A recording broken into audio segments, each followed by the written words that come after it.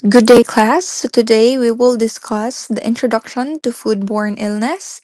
This will be our intended learning outcomes. By the end of this lesson, you should be able to understand the meaning of foodborne illness, know the symptoms of foodborne illness, explain cross contamination and how it can happen, develop awareness of the temperature danger zone, and understand its importance in the food service operation. So let's go ahead and define first what is foodborne illness. So, foodborne illness is also known as foodborne disease and informally referred to as food poisoning. So, it is any illness that is resulting from spoilage of contaminated food.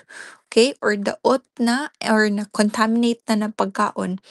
And such food contains bacteria, pathogenic bacteria, viruses, or parasites that contaminate the food, as well as toxins, no, such as mga poisonous mushrooms and different species of beans that have not been boiled for at least 10 minutes because beans should be boiled, no, for at least 10 minutes. So that is the definition of foodborne illness.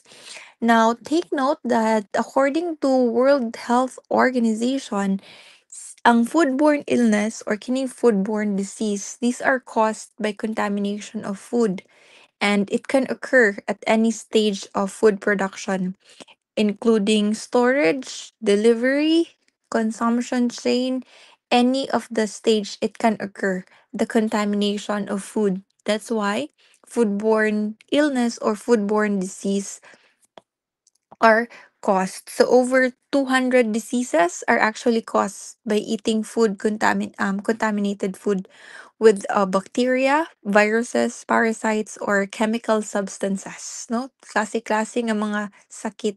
Over 200 types of disease are caused by eating contaminated food. So if unsa may mahitabo sa isa ka tao, if makakaon sila og contaminated food, these are some of the symptoms, including vomiting, no, magsuka, hilantan, magsakit ang tiyan, and it may also include diarrhea. So, periods of vomiting can be repeated within an extended delay in between. Okay, so pwede na magsuka ka karon and at any moment magsuka na pud ka, no? It's repeated with an extended delay between.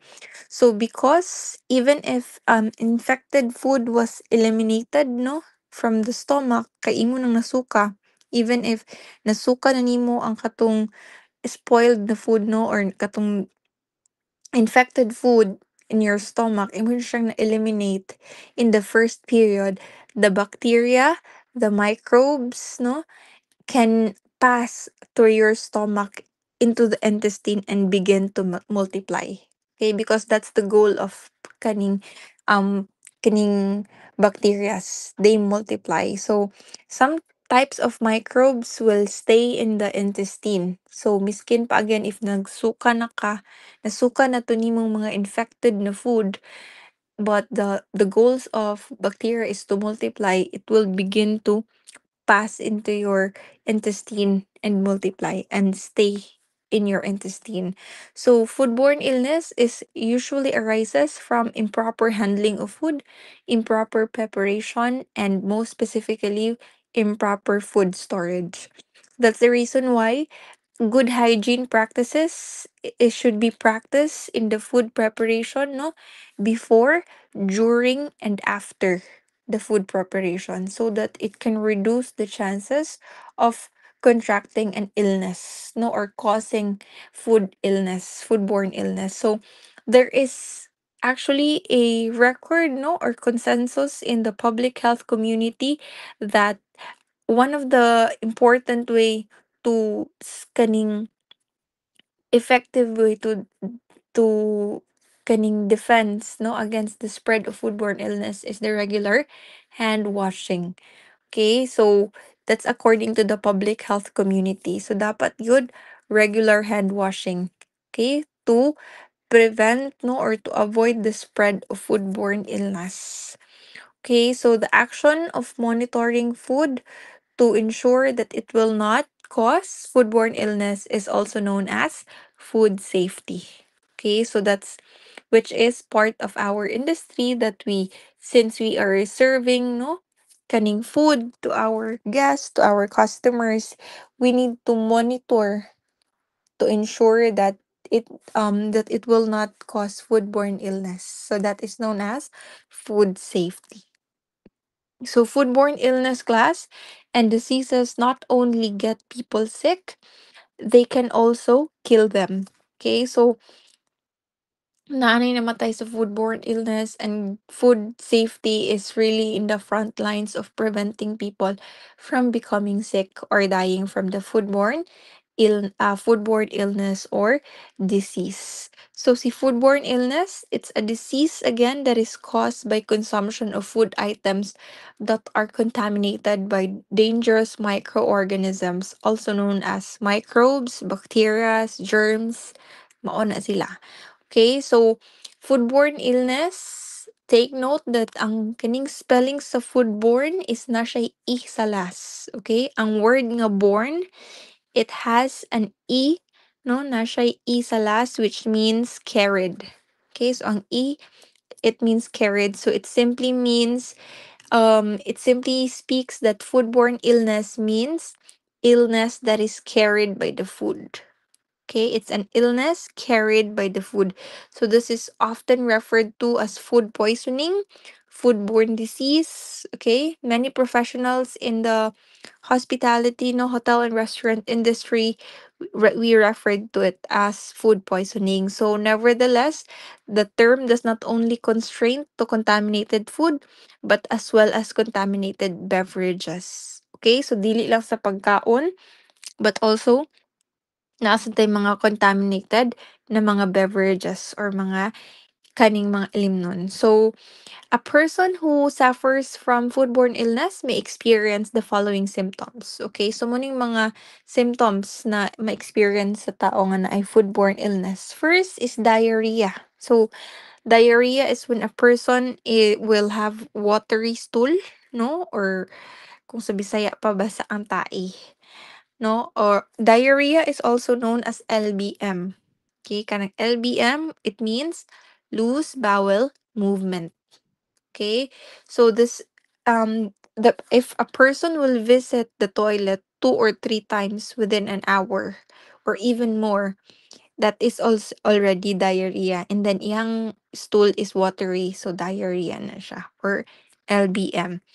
Next symptom is vomiting. Okay, magsuka, no? Also known as throwing up.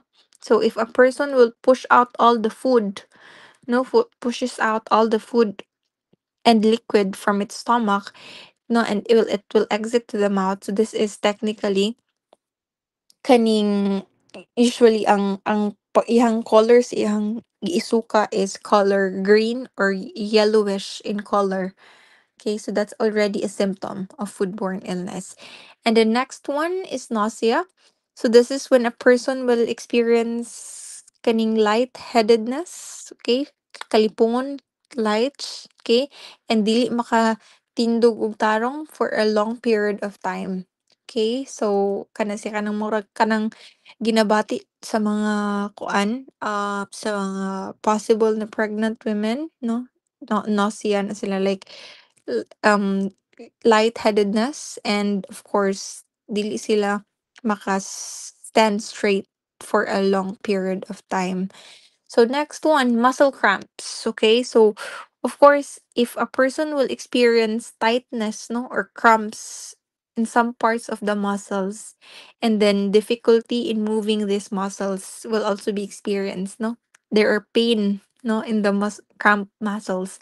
So, mo na siyang ma-experience sa tao nga naa nay foodborne illness. So, aside from nausea, vomiting, diarrhea, muscle cramps, another obvious na symptom is stomach ache. Okay, sakit ng tiyan. There is an extreme pain in the abdominal area. So, this may be caused by spasms or bloating, no, of the stomach due to some gases that is produced in the stomach or in the intestine by the microorganisms that multiply. So aside from stomach ache is body weakness, okay? Or the loss of strength, no? Magluya ka because the person would not be able, no, if a person will experience foodborne illness, they will not be able to stand up or walk at this stage because again, aside from the symptoms of muscle cramps, no, kanang nausea and stomach aches, um they will particularly lose the strength, no, kana. And then next one is dehydration. Okay, so dehydration sa tanan symptoms class, sa tanan symptoms, dehydration is the most dangerous symptoms of foodborne illness. Okay? So si dehydration, it occurs when the person loses a significant amount of body fluids, no, or tubig, particularly electrolytes during diarrhea. Okay, unsa man ning electrolytes? So ang electrolytes, it will help to continue the fluid level in the body, no, and maintain the normal pH level of the body to ensure that there is correct electric potential between the nerve cells and the transmission of the nerve signals. So kung na-dehydrate ka tungod kay nasuka nimo, no, tungod kay nabawas nimo, no, kay naa kay diarrhea, no, imo siyang nalibang ug imo siyang nasuka. So, technically, that will kaning create no dehydration. So, again, dehydration is the most dangerous symptoms of foodborne illness. Why? Because the human body is made up to approximately 60% of water on average. Okay. So, and that percentage will vary, no, nakadepende siya sa edad, but most likely again 60% on average ang water sa ato ang lawas. So if our body fluids, we will lose the significant amount of body fluids nato, then ma-dehydrate ta. So we will have ma-dry atong mouth, atong lips will crack, no? Atong mailan sa skin, and usually we will have ka-experience of dark circles around eyes, no? So if ang isa ka tao is dili siya ma-rehydrate, no, as soon as possible, it can cause serious damage to some of the organs, and it will occur which may eventually cause death. So that's why very dangerous ang nga symptoms sa foodborne illness ang dehydration. Okay, so that's the reason why bitaw if a person is dehydrated, aside sa ipainom siya og tubig, ipainom siya og kanang Pocari because Pocari has the electrolytes, no, that help with our kanang fluid level in our body. Okay, so let's talk about cross contamination. So cross contamination is the process wherein an infected person, cannot be a person only, no, it can also be food item, no. If an infected person or food item will kaning will travel from their own from a contaminated food. So this is the process wherein the infected person may not be the only way that a food item may be contaminated. So there are also kaning through the following that the contaminated food, I mean, the cross contamination will happen. Okay. So the microorganisms, again, when you say cross contamination, the microorganisms is transferred through the food via the process of cross contamination. So the microorganisms that causes foodborne illness cannot travel on their own. They cannot travel on their own and contaminate the food. So kailangan siya, I mean, there must be, no, out of the following nganong na cross contamination. So let's just say for example, they could be contaminated through the following. First is if na-expose siya sa unsafe na temperature for a long period of time. So that's the reason why there is cross-contamination. Okay? So na-transfer ang microorganism, na-transfer siya through the food. via the process of cross contamination. So kung example, let's just say na ay kaning kanang raw nga meat, no, nawala siya na store sa improper nga temperature for a long period of time. So there is already a very big, no, nga tendency nga na anay cross contamination nga hitabo. Number two, improper packaging of food items.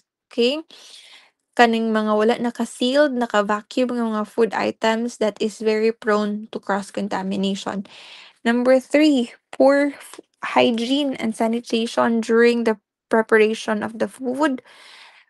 Number four, improper reheating of food, no? And unsafe sources of suppliers. So, mo ni sila ang mga kaning kaning reasons, no? That the food contamination will occur. So, kaning contamination will occur. So, let's just say for example, class, if let's just say kining number one, exposed to unsafe temperature for a long period of time. So kung example gisugo kasi imong mama og palit og fresh nga isda sa market or sa merkado, no? So nagpalit ka sa morning, immediately nagpalit ka og isda, and then pag abot ninyo sa inyong balay imong gibutang sa freezer or sa refrigerator. Okay, so on the next day, ang isda is already frozen. Okay, so pag imo siyang lutuon, you need to thaw it. Okay, so ang thaw, it means imo siyang, thawing is the process of imo siyang i-defrost. Okay, so thaw, it's spelled as THAWED. Okay, thawed or thaw. Pag imo siyang ito or imo siyang i-defrost, no? Kay sa atong industry, ito man ang atong term anong i-defrost ang meat or ang fish. So kung imo siyang i-thaw, ay na din nimo siya maluto. So if the fish is not deteriorated, so of course dili gid ma-deteriorate or madaot ang fish na imong gipalit in the morning because insigida pag man mo palit imo gyud gibutang sa freezer. But if nagpalit ka og fish sa market early in the morning and then imo ra siyang gibutang sa table ninyo, so you expect na unya wala nimong gibutang sa freezer, no, naabtan na siya og 6 hours na naara siya sa sa kaning lamisa na imong gibutang. So, expect that the fish will deteriorate. Okay? So, madaot gyud ang imong gi-purchase. Okay? So, it's part of the cross contamination because the food item is already exposed to unsafe temperature for a long period of time. So, next, let's talk about exposed unsafe temperature for temperature danger zone. Okay, so si temperature danger zone, class, this is where the bacteria is kaning the temperature where the bacteria is active. Okay, so unsa man ni siya nga temperature, this is between 5 to 60 degrees Celsius. Okay, so 5 to 60 degree Celsius. This is the temperature where the bacteria is active. So between ani nga temperature 5 to 60 degrees Celsius, no, the bacteria will then multiply. Okay, so the main explanation of the kaning kaning microorganisms that particularly kaning bacteria are active because they are capable of multiplying. Okay, so that's the reason why if imong ibutang ang isda na nara sa lamisa unya dili nimo siya ibutang sa freezer and then expose siya sa long period of time sa dapat dili siya ma-expose adto na temperature, that's when the bacteria will multiply. Okay, so ang tawag ana nga temperature nga ma-expose ang food item nga mudaghan ang bacteria is the temperature danger zone. Okay? So active ang bacteria between 5 to 60 degrees Celsius. So the main objective in order to keep our food safe is from from contamination is to keep it away from the temperature danger zone. So dapat dili siya moabot ani nga temperature 5 to 60 degree Celsius, because kung mabot siya ana, ma-contaminate na ang food item. Okay, so the fish that was stored inside the freezer did not deteriorate because the temperature inside the freezer is between 0 degrees Celsius to negative 20 degrees Celsius. So at that temperature, the microorganisms cannot multiply, and affected food, both cooked and raw food, are then safe from contamination. So dili siya ma-contaminate, ma-contaminate because of naa siya sa iyang sakto nga temperature. Away siya from the temperature danger zone, which is 5 to 60 degrees Celsius. So dapat dili mo abot ang temperature sa food item. It can be raw or cooked. Dapat di siya maabot ani nga temperature, because bacteria are active and capable of multiplying on that kaning temperature. So let's talk about the kaning no um improper packaging of food items. By the way, class, sa kining temperature danger zone bitaw, um inyo actually ni siyang mabantayan, especially if naka-try naman siguro mo kaning mga buffet, no, or mga eat all you can. So as you can see, kaning mga chafing dish nga sa buffet, class, is pakita ninyo ang some part, no, or kaning most of the establishments really put kaning blue flame, no, kaning naa sa ilalom sa chafing dish para mo keep nga init gyapon ang pagkaon. So make sure na nila nga to keep, no, the food warm, and to ensure that ang temperature sa food item is always siya outside sa temperature danger zone. So in that case, dapat outside siya sa 5 to 60 degree Celsius. So according to experts, no, you can only leave the food safe for consumption in the temperature danger zone for about 4 hours. So beyond that time, most of the big hotels would discard the food in order to avoid the foodborne illness. Okay? Kaya mas safe na i-dispose na lang ang food item kaysa sa mas maka-cause na nun og kaning foodborne illness, no, sa mga customers, and it would create bad reputation to the hotel or to the company. So again, according to experts, no, if ang isa ka food item na expose na siya sa temperature danger zone, which is 5 to 60 degrees Celsius, pwede rin siya ma-expose ano daw nga temperature for about 4 hours. And beyond that time, most of the hotels would discard, no, or ilabay na siya na food item, because to avoid foodborne illness. And for them, mas better nga, mas cheap nga i-discard to nga mga dangerous food items, kaysa naman makasuhan pa sila, no, sa or mga damage claim, mga lawsuits sa mga customers nga maka-consume adto nga mga food item, and it can ruin the company's reputation if an individual will kaning consume or eat the contaminated food from the establishment. Okay, so next one is again improper packaging of food items. So kaning most na mga ready to eat items, class, is usually naka-sealed na sila. It can come from a jar, nakabutang sa jar, or nakabutang sa can. Okay? So kining nakabutang sa can, it's the ang ginatawag ana, it's canning, no? Canning is the process of preserving food by heating and sealing them in an airtight containers, so either jar or cans. So there are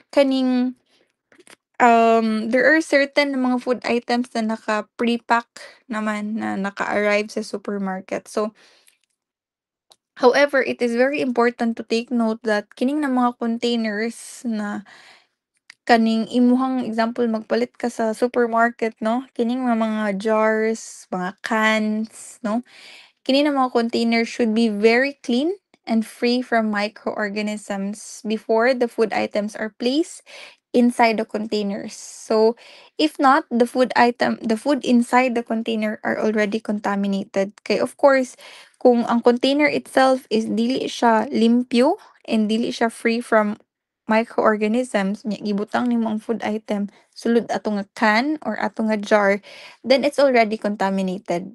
Okay? So, with the microorganisms that can cause foodborne illness. So, another one is ang kini nga mga containers, no, jars or cans should be tightly sealed to avoid other microorganisms from coming inside the containers or can spoil the food. Okay, so say for example, some of them are actually mga cook items na I mean kaning need to be cooked na mga um kaning food items such as kaning mga hot dogs, no, noodles, cereals, kaning while others are kaning mga ready to eat like mga sardinas, okay, corned beef, beef loaf, kani sila.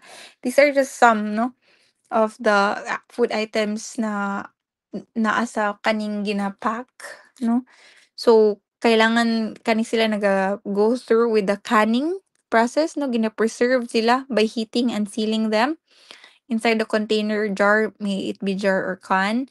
So dapat jud na ang can, no, or ang jar is naka-sealed to avoid microorganisms, and of course it should be clean first ay butangan sa food items. So in the Philippines class, si BFAD or si Bureau of Food and Drugs of the Department of Health, sila ang government agency or government body in charge of inspecting and regulating big food manufacturing plants. Okay, so kan mga manufacture og canning process, no, mga food items na gina-preserve. So BFAD ug si DOH, and under the DOH, they're the one nga naga-inspect ana to make sure that kini ba nga mga manufacturing plants are applying hygiene standards, no? Ga-follow ba ni sila sa mga practices of food safety, no? So another important pod nga atong i-consider class is to sa mga pack ng mga food is the kaning iyahang expiration date. So every food pack food, they should have contain an expiration date or expiry date. Okay? So dili pwedeng ang isa ka pack food, no, is wala siya expiration date. Okay? So ang expiration date, it's a date written in the package of the food item. It will it will state, no, the exact date of the food item nga ma-expire siya. Exact date that the food item is not suitable for human consumption. Okay, so that's the reason why dapat kada pack food or kada kaning mga pack na food items, it should have expiration date because it will indicate that kana nga date dili na suitable for human consumption once ang kanang food item ma-reach na niya nga expiration date. Okay, so there are also number of reasons why food items are not fit for human consumption once ma-reach na niya ang expiration date. Di ba ang uban ang uban na tinuuhan kay ang expiration date na uban nga kaon pagyapon miski nalapas na sa expiration date, no? So kaingon sila kay ang kanang expiration date daw kay mura daw ng date na um kanang sana lami daw ang kuan kanang kana nga food item, but pag molapas na daw siya sa expiration mawala-wala ra daw ma-consume pa daw pero dili na daw ing ana ka kuan daw kalami ang food item, but it's a wrong belief, no, sa uban that once the food item reach its expiration date, it's already a indication that the food item is not suitable for human consumption. Okay, so one of the major nga reason that kaning dili siya kaning kaning suitable, no, dili na siya for human dili na siya suitable nga kaunon kana nga pack food kung na expire na siya, it's because when the time nga kana nga can is na-expire na, it will start to gather rust, no, or magtaya na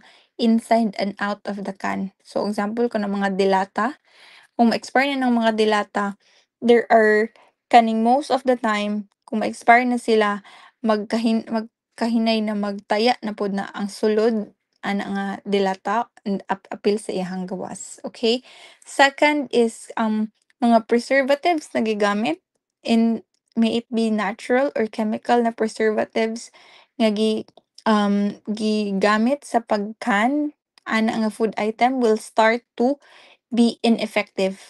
Okay, so nawala na iyang effectivity nga na ma-preserve niya ang food items. It will start to wear off. So that's why the food will deteriorate, no, madaot na siya or ma-spoil na ang spoilage will take place, no, of the food items. So that's why it's not fit for human consumption. Ang third would be maybe the main ingredients, no, may have actually reached the stage that will start that would start to deteriorate. Okay, or madaot na tong main ingredients, say for example sardinas, no, so nagkadaot ang isda or ang preservatives nga gibutang nadto, the chemical and the natural preservatives are already ineffective. Okay, so that's part. So if you are dealing with kining mga frozen or mga packed frozen food items class nga gina-deliver sa mga establishment, of course each establishment, no, namo gid namo gyud mga suppliers, no, if you will receive mga frozen food items, no, from nga gi-deliver sa inyong establishment, you need to consider the following. So, first, you make sure nga ang food items nga imong na-receive is naka-wrap and naka-vacuum siya. Naka-pack siya sa plastic containers. Okay? Nganong kailangan man naka-vacuum gyud, no? Or ang vacuum packaging gyud? Because ang kining vacuum, no, pag vacuum packing sa mga food items, it would it would discourage the growth of microorganisms because due to the absence of oxygen and moisture. So dili makasulod ang oxygen and moisture because naka-vacuum sealed or naka-vacuum pack ang food items. Okay? So aside from that, you make sure that the plastic seal is still intact. Okay, so it means na wala yung mga food items na nakagawas, no, sa plastic na sa kaning plastic containers, no. So it means that the food items are really inside the kaning pack, no. So that it will you make sure nga wala yung cross contamination nga na happen due kay na ay nabuslot nga kaning frozen food items, no, na wala siya na ay part sa kaning food item is na nagisi na ihang pack kay wala siya naka-vacuum. So, basically kung nabuslot siya, no, it will already it will already cause cross contamination, no, or organisms then grow because there is already moisture and oxygen man ana nga food items. Okay, so kining if naa din kay nakita class na if these considerations are met, then you try to see kaning if okay na nga naka-vacuum sealed, no, ang mga food items, naka-intact, walay mga buslot na mga na naka-pack nga food items, you make sure that even if walay buslot, even if naka-vacuum sealed siya, there are also mga suppliers na mga maro-maro bitaw, okay, or kanang ilahan ng na-thaw ang frozen nga no, ilahan ng na-defrost ang ila din gibalik na pod o refroze ang food items, no, or ang meat baka ha. So technically mao na siyang ginatawag na blood leaching. Okay, so kung makita nga ang ice is nag-color red na ay part sa kaning gi-deliver na naay ice nga naay ang ice is nag-color red na siya, it's already a sign of blood leaching. Okay? So, depende siya sa color sa meat or sa vegetable baka ha, no? The blood leaching is mugawa siya because of the improper handling of food. Okay, so muna imong isa nga bantayan ang blood leaching. So, ang mahitabo ang blood leaching, no? It perhaps represent that ang meat is na frozen siya, tapos defroze siya, tapos pag defroze siya, of course, the leaching will occur, no? Kanang blood leaching. So, kay na thaw man siya, na defrost man siya. Okay, again, this is the spelling of thoha. Na thawed man siya. So, gifroze ang meat, no? Frozen ang meat, then githaw. Then, pag thaw, of course, nag-blood leaching, nag-occur ang blood leaching, and then gibalik din siya og frozen. So that it will look like nawala siya na, so it look like nawala siya na properly stored. Kay na, kay na, na, kaning kaning nakuan siya sa temperature danger zone, okay, na-expose, okay, na-expose siya sa temperature danger zone because when you thaw the meat, it's already indication na imo siyang lutuon. So, it should be dapat wala na ni siya geri frozen balik, okay? So, another one is that, um, blood leaching also occurs if mag-add ka og salt sa mga food items then imo siyang i-freeze. Okay? So ang salt is maka-dehydrate siya sa cells sa meat and vegetables. So if you will put them, it would extract the liquid of the cells and it would form into a liquid part that will call kaning mag-color siya sa unsa ang color sa meat or sa vegetables. Okay? So that's part, no? So, in order for you to avoid foodborne illness that is brought from improper packaging of food items, these are the following considerations that are useful, class. So, first, you make sure your packed food comes from a well-respected company. No, imo ang suppliers gid are very important food manufacturing businesses nga mga suppliers. It should be a reputable, no, and respected company. Another one is check the expiration date of the food items. Make sure that the food did not exceed the expiration date. And then check the packaging of the food items. No, make sure that there are no cracks sa jars, no, nakaseal, walay mga broken o dili buak, naka-still intact. Ang mga canned goods or kanang wala siya taya, okay? And then naka-sealed gihapon mga no dents no mga canned items. Okay, so that you will avoid the foodborne improper foodborne illness. Okay, so this is the example, no? As you can see sa picture, these canned na mga items are already kaning deteriorated, no? Nag-spoiled na sila. So, ang labeling should also be intact and not tampered. Because if it's tampered, no, it's a sign that fake na siya na kanang food item, no, or imitation na siya na food items or kana nga canned product. So canned item should be free from rust or taya. Okay, so dapat dili taya ang kaning mga canned items. So buy from trusted na mga retail outlets such as department stores, no? Mga food manufacturing suppliers. Okay, so mga reputable na mga suppliers.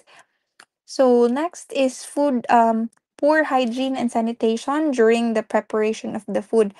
So as what I've said earlier, when we prepare kaning when we do no food safety, we should make sure that there is kaning proper hygiene, no, before, during, and after sa pag-create sa food. So ang food in terms of the food preparation, it should be a prerequisite before cooking. Okay, food preparation is the prerequisite before cooking because again, um when kung magluto ka inside the kitchen, dapat tanan is naka-prepare na, okay, para magluto na lang ka, okay? So that's why, um, every Staff inside the kitchen should apply hygiene and sanitation during food preparation. Gyapon, okay? So when we talk about food preparation class, no, this is the stage where the person that will cook will start to prepare the needed things before cooking. So in culinary terms, we call it or we referred it as mise en place. Okay, it's a French term. Okay, mise en place is a French term which actually means putting things in order before cooking. Okay, you put things in order before cooking. So it means you already slice, you already peel everything, imo nang na prepare tanan. Okay, imo nang nagutad ang onion, ang garlic, no, everything. Okay, imo nang na-peel ang potato, all of the things na kailangan nimo sa pagluto, imo na siya siyang na-prepare. That is what we call mise en place in culinary terms. Okay, so kung mag magluto na mo pohon inside the kitchen. So, si Sir Ledger or si Sir Jovic, maingon na sa inyo haog. Pag mesempla na mo, okay, kay para pag magsugod na gani ang laboratory pag or ang pagluto, luto na lang gidayon. Wala na yung maggutad-gutad and magpanit-panit. Okay, so that's technically it. So preparation is food preparation is prerequisite before cooking. It's a requirement. It's required. So by placing all the necessary things in order, no? So or the proper things in order and perspective before the actual cooking of the food. Okay, so it is at this stage that the person cooking would start the following. So muna siya ang mga buhaton when we do mise en place. Okay, so cutting the meat into portions, weighing accurately all the needed ingredients, peel and slice the ingredients, properly wash the needed ingredients, clean and prepare the needed equipment for doing the cooking. So, tanan na kailangan i-prepare before the cooking is muna siya ang mise en place. Okay, so putting things in order before cooking. So, in order to prepare the food in the most hygienic manner, we would seriously take this following consideration. So, dapat ang person na nag-prepare sa food should be appropriately wearing a complete chef uniform. Okay, that's already kaning part sa tuang industry. No, na dili pwede na kung unsa imong gisuot sa gawas, mausad imong suoton pagsulod sa kitchen nga magluto sa pagkaon. No, it will cause cross contamination. Okay, because daghan mga microorganisms na imong nagkuha sa gawas, no? Unya, what if di pa jud ka maghugas og kamot sa pag-prepare? Okay, so it would be kaning kuan, labi na naata sa hospitality industry. So we should dress appropriately, no? When we prepare the food. So complete uniform and properly wash, no, the hands, disinfect the workplace so that so contamination from the outside environment. Tapos aside from washing your hands, no, before starting to work, you make sure also na imuhang mga nails, no, should be cut short in order to avoid mga dangerous microorganisms in your long nails. Okay? So dili pwede ng mga nails extensions inside the kitchen. So the person preparing the food should avoid touching any part of their face and hair as these places are high risk. Okay? So ang face ang hair, it's a high risk when you touch it while preparing the food. Okay? Kaya basta mga taga ka nagbuhok or mga unsa dara. So, lastly, no, wearing of mga jewelries when you prepare the food, mga manicures are prohibited inside the kitchen. Okay? To avoid again contamination from these jewelries. Okay? So next one is the area where the food is prepared. So aside from the person who prepares the food, the area where the food is being prepared, so it should be strictly restricted only from the to the kitchen staff. So dili pwede na ang kitchen is bisag kinsa lang ang mosulod na gikan sa gawas. Okay, it should only be the kitchen staff ang naa sa puwede nga naa sa food preparation area or sa kitchen. So other personnel should not be allowed to enter the preparation and the cooking room. Okay? So this is done in order to avoid contaminated people from the outside in the preparation area so that dili nila madala ang mga unwanted organisms na possible na maka-contaminate sa food. So, aside from that, there are also the area must also be free from pests and rodents. So, kanang mga that's why most of the establishments will do pest control, no, once or every quarter, no, after 4 months kana naga-pest control sila para ang area nga asa prepare ang food is free from pests and rodents or walay mga ilaga, walay mga ukok, no, and other na mga insects that can contaminate the food items, no, through it may be through their droppings, no, microorganisms that actually carry naa sa ilang body. So kay once mangyud kini na mga pest, no, and rodents class, well, kaning got into contact with the food items na wala kabalo ang nagluto na na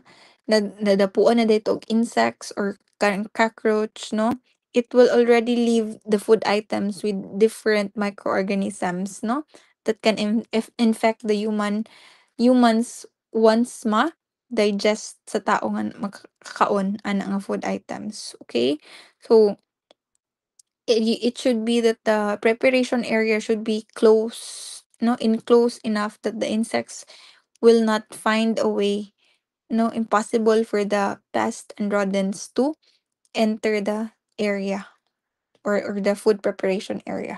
So working areas as well as the tools and equipments use, no, part na siya na dapat siya stored and clean in places free from contaminants, no? Like ang mga kalha, no, mga wok, dapat dili sila kaning away sila, no, from the insects and rodents, no? Mga dangerous as well na mga cleaning chemicals should not be stored inside the food preparation area. So, dili pwede nga na ay mga kaning mga cleaning chemicals nga naa sa kitchen kay basig maalaan na food ingredients, no? Basig kaning it will cause multiple fatalities, no, kung masagol siya sa pagkaon ang mga cleaning chemicals. And of course, lastly, proper waste disposal of the garbage inside the preparation area. So of course, sa pag-prepare sa food, there are waste disposals, no?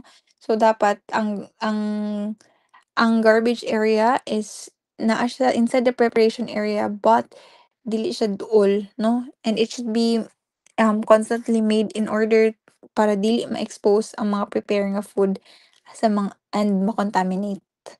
So, next, let's talk about improper heating of food. Okay, so it's also part, no, of foodborne illness, kining improper heating of food or kining mga leftover nga ginainit. So ang first is first leftover food items should be properly stored in a freezer or chiller.